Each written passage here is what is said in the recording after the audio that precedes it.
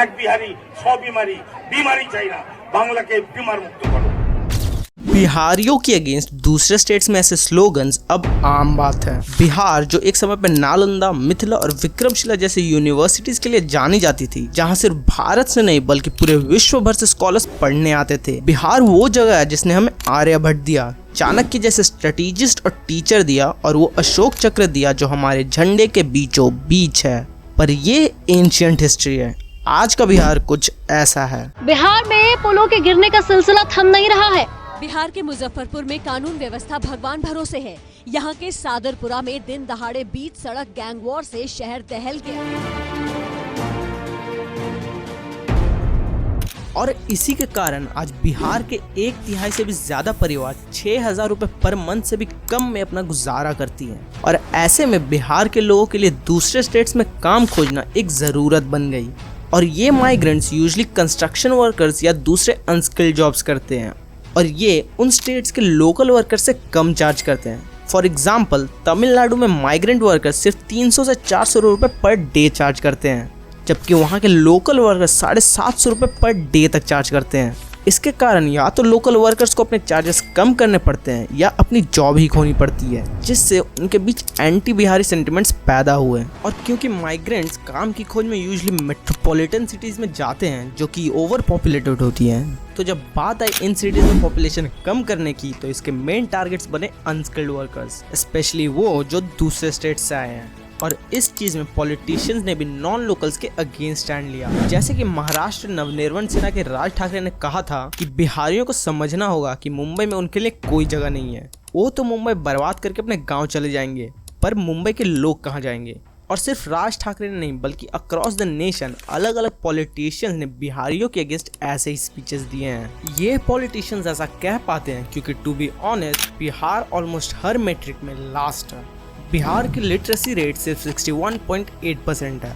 Bihar most over populated states में से एक है, और बिहार की सालाना पर कैपिटा इनकम सिर्फ $536 है, जबकि इंडिया में एवरेज $1470 है।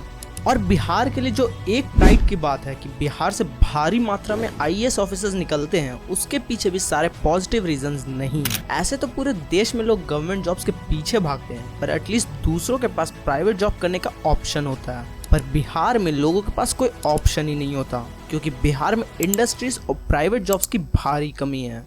और उसके पीछे का सबसे बड़ा रीज़न है बिहार की अनस्टेबल पॉलिटिक्स। 1960 से 1990 के 30 साल के ड्यूरेशन में बिहार में 19 CMs चेंज हुए, और जब CM स्विचिंग का ये सिलसिला खत्म हुआ तो 90s में आया लालू का जंगल राज। लालू के CM बनते ही उसके साले साधु और सुभाष यादव क्राइम के पीक पे पहुंच गए, और बिजनेसेस का तो इतना बुरा हाल था कि लोग बिहार में अपने बिजनेसेस सेटअप करने से डरने लगे, जिसके कारण बिहार में बिजनेसेस के साथ साथ यूथ के लिए अपॉर्चुनिटीज भी बिहार छोड़ के जा रही थी। और ऐसे में लोगों के पास बहुत ही लिमिटेड ऑप्शंस बचते हैं, जिनमें से सबसे ज्यादा अट्रैक्टिव है गवर्नमेंट एम्प्लॉय बनना।